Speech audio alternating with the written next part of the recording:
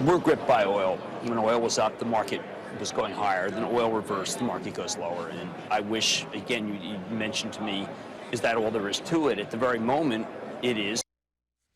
It certainly caught Wall Street off guard Thursday morning in the early stages of trading. The price of a barrel of oil actually went up, at one time back to around $50 a barrel, and then dropping back to where consumers are a lot happier. Add to that, forecast production is actually being cut by some 100,000 barrels a day. This is much more than a financial story. This bubbles down to power, military power, and more unsettled times dealing with those countries who depend on oil to fund and power their political machine. So let's welcome back to Midpoint prolific author, our man in a suitcase as foreign correspondent. Always a pleasure to welcome Todd Wood back into the show. Todd, how are you today? I'm good, Ed. Thanks for having me back. It's a little colder up here than it was down in Miami last week. Don't sweat it. Just go ahead and go out onto the street somewhere. Have them drop a little more heating oil into the boilers there, and you'll be just fine. Speaking of oil, if we will, as a matter of fact, that's where this goes, Todd. I think some people are getting a little bit tired of hearing about the constant discussion about oil because they say, well, big deal. It's up, it's down. But we're not just talking about gasoline here for cars. We're talking about rogue regimes around the world, people who absolutely depend on the import and the export of oil, and we are leading then to a military solution in a lot of these places. But first of all, if you will, your experience around the world, so many of these governments now, and what happens to the price of oil, they're looking at every single day to look at their military more than anything else, correct? Well, you're right, Ed. We've got three main countries. We've got Iran, Russia, and Venezuela who have a problem with this issue. Venezuela is the one that is on the precipice, if you will. They import about 95% of their, or about 95% of their federal budget is imported from oil. So with the price being halved, they're in a lot of trouble. And Maduro, the president, just went to China to beg for more money, basically. He says he got another $20 billion, which may last them or give them a few more months until oil possibly recovers. Russia is the other one. About 50% of their federal budget is from oil revenues, and Iran is another. So you've got these three really rogue regimes that are causing problems all around the world. But they, with the oil being this low, they may be looking for some type of military solution. They're backed into a corner, and that's what scares me. They could become irrational. How long before countries like China stop giving them money? Because let's face it, without the handout from a lot of their rogue partners, if you will, we're then looking now at perhaps even unrest in the countries, civil unrest, military action as well that could be launched against their own citizens. Well, in Venezuela, that's especially true. And the issue there is that they have done nothing to diversify their economy away from oil. And now they're paying the price. The Chinese will keep giving them money, I believe, just because Chinese are starved for resources. They want access to oil for long term, and they're building that relationship. They're building up those brownie points for when they can come back to Venezuela when oil does recover and say, hey, give us a better price. Or right now, Venezuela is actually paying a lot of the loans to China back in oil exports, and I think that will continue. Russia is a much more powerful country. They can last several years, although they are starting to see stress. And what concerns me is Iran, Russia especially, could try to start some kind of conflict in order to get the oil price back where, or at least near where it used to be. All it would take is something in the Persian Gulf or a terrorist attack in the U.S. or whatever, and the prices could skyrocket immediately. About 30 seconds before we take a break here. Are we looking at, though, Todd, the point where we may have to help Venezuela? Because if somebody doesn't, and at least stop the governments from getting involved, civil unrest, that we could be looking at a complete destabilization of South America next?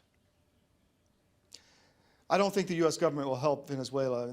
We're direct adversaries. I think that, we can help ourselves by maintaining the pumping we're doing from the fracking situation out in North Dakota and elsewhere in the country, and really make ourselves fully energy independent. I think that's the answer for America. All right, for America too, and of course, again, just watching all these other governments too, because what happens there usually one way or another winds up affecting America. Hang on just a second, back with Todd Wood after a break. The effect on NATO from one country, and they're lashing out at the rest of the world, especially with regard to the Middle East. It may be cheaper gasoline, but there's a lot of things around the world that are focusing on that oil price. We're coming back with more right here on Midpoint.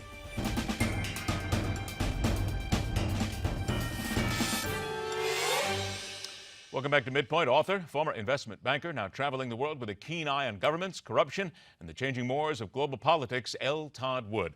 All right, Todd, we've talked about Venezuela a little bit. We really just sort of touched on Russia just a little bit because we have spent so much time in there, and they're planning some very steep cuts in spending all across the city.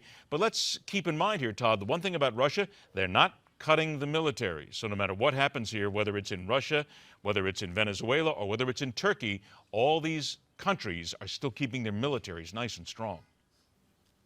That's true. Putin is not cutting military spending. In fact, the finance minister came out yesterday and said there was going to be a 10% cut across the board, but not the military. So you're going to have Russians losing health care, government jobs. There's going to be a lot of layoffs in the private and public sector. And Russia is really just starting to feel the pain. They did say that they would start to release some of the $400 billion directly to, again, support the ruble. So, they got about 2 years. If oil rebounds, they'll be okay. They can muddle through this. But if it doesn't, they're in for some real long-term problems. If oil doesn't rebound in Russia, do you see any sort of civil unrest in the country? Certainly they will try to tamp it down and the government will come into the streets. But do you think sooner or later the public may just get a little tired? Well, in Russia, suffering's an art form. They're very good at it. They've done it for centuries. And they will support Putin as long as they feel that Russia itself is being threatened. However, if it starts to be a situation where the haves really are just letting the people suffer and the people are being really hurt over a long period of time, and you're starting to see riots for food or food lines or gas lines or whatever, then, at some point Putin could become threatened because the circle around him will push him out quickly. And we really won't see it coming because things happen behind closed doors. But it could happen at some point, but not anytime soon. A couple of minutes we got left here. Let's spin to what's happening in Turkey right now. They support Hamas against Israel. Their president, Erdogan, is moving the country towards an Islamic theocracy and Sharia law. They're also a part of NATO. Are we kidding ourselves by not spending a little more time being concerned about what's happening in Turkey right now? I really think we are. I mean, Turkey guards our southern flank, which is right next to ISIS, or the Islamic State, if you will. And they are allowing terrorists and Islamic fighters to come through their territory. They're allowing supplies to come down into their territory to the Islamic State. They are supporting Hamas, as you said. Erdogan wants Sharia law. He wants, to bring the Ottoman Empire back, an Islamic theocracy. He calls it political Islam. And it's a real problem because terrorism is a main threat to NATO. Look what happened in France. Look what happened in Madrid, London, across the board. And for him not to actively be in the fight against terrorism is a real problem for NATO. And we're going to have to face that reality at some point. We really haven't faced it yet. When he took over that country, it looked like that, of course, the United States and other countries are very happy, thought he was going to move them a little bit more towards the center. Fair to say now that if we look back, Erdogan perhaps is one of the great liars of our time when it comes down to how he basically just put one over all the civilized nations?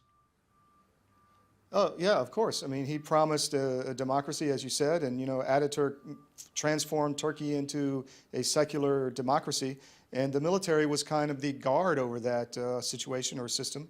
And they effectively removed governments many times over the decades.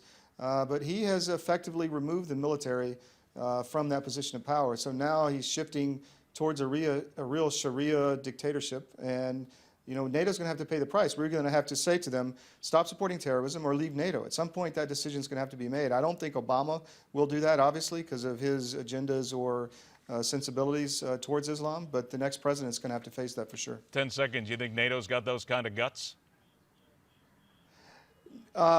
We will see. It depends on how the terrorist attacks, sweep across Europe in the next 2 years. And that unfortunately means we have to wait. By the way, always want to remind everybody, ltoddwood.com is a way to go to catch up on what Todd is doing. Of course, his books as well, some of the great books that he has out, including Sugar. Make sure you catch what he is doing there. Todd, always a pleasure, my friend. Thanks for joining us. Stay warm. Thank you very much, Ed. I'll try. Take care. All right, take care. Third and final hour on Midpoint on deck. The new European exodus and a frightening attack on one culture that is only becoming more violent. A land where Ebola still rages. And should a veteran with PTSD be held responsible for his crimes? Midpoint continues.